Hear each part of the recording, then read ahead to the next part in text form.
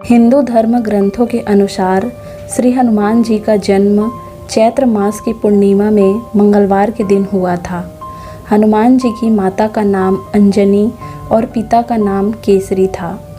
हनुमान जी को संकट मोचन और पवन पुत्र के नाम से भी पुकारा जाता है और भगवान श्री राम की पूजा आराधना करने से हनुमान जी प्रसन्न होते हैं। वह भगवान श्री राम के भक्तों की हर पीड़ा को दूर करते हैं। ऐसी मान्यता है कि जिस घर में भगवान श्री हनुमान की पूजा आराधना रोज होती है, उस घर में कोई भी नकारात्मक शक्तियों का वास नहीं होता है। क्या आपको पता है कि भगवान श्री हनुमान का जन्म कैसे हुआ? अगर नहीं तो हम आपको बता रहे हैं। एक बार भगवान इंद्र ऋषि दुर्वासा द्वारा आयोजित स्वर्ग में एक औपचारिक बैठक में भाग ले रहे थे।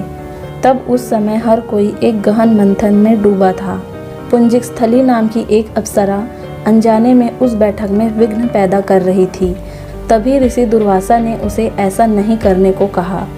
ऋषि दुर्वासा की कही गई बातों को उस अप्सरा ने अनसुना कर दिया। यह देखकर वो नाराज हो गए।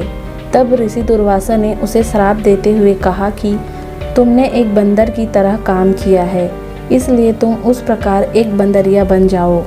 ऋषि दुर्वासा के श्राप की बात सुनकर अप्सरा को अपनी गलती का एहसास हुआ और वो उनसे रोते हुए क्षमा मांगने लगी।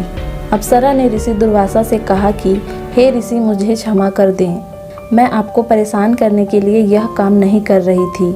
मुझे इस बात का तनिक भी अंदाज़ा नहीं था कि मेरी ऐसी मूर्खता का मुझे ऐसा परिणाम मिलेगा। ऋषि दुर्वासा ने उसकी विनम्र विनती को देखकर अप्सरा से कहा कि हे प्रिय, तुम रो मत। अगले जन्म में तुम एक भगवान से शादी करोगी, लेकिन वह एक बंदर होगा और तुम्हारा जो पुत्र होगा वह बंदर ही होगा, जो बहुत ही शक्तिशाली होगा। भगवान श्री राम का प्रिय भक्त होगा। यह सुनकर पुंजिकस्थली ने ऋषि दुर्वासा को नमस्कार करते हुए दिए गए श्राप को स्वीकार किया। तब माता अंजना का जन्म बंदर भगवान विराज के यहाँ हुआ। जब माता अंजना विवाह योग्य हो गई, तब उनकी शादी बंदर भगवान केसरी से हुई थी। इसके बाद माता अंजना अपने पति के साथ सुखी वैवाहिक जीवन व्यतीत करने लगी। अंजना और केसरी एक शांतिपूर्ण जीवन जी रहे थे। एक दिन शंखबल नामक जंगली हाथी ने अपना नियंत्रण खो दिया और हंगामा खड़ा कर दिया। कई लोगों की इस हंगामे में जान चली गई। कितने ऋषि इस वजह से अपना अनुष्ठान पूरा नहीं कर सके। भगवान केसरी श्री शंखबल से बेहद प्रेम करते थे। भगवान केसरी ने अपने प्रिय हाथी को जब मार डाला तो वह बहुत शोक में डूब गए। यह देखकर संतों ने उन्हें यह वरदान दिया कि तुम्हारे घर एक बच्चा जन्म लेगा, जो बहुत ही शक्तिशाली और हवा की शक्ति और गति के बराबर रहेगा।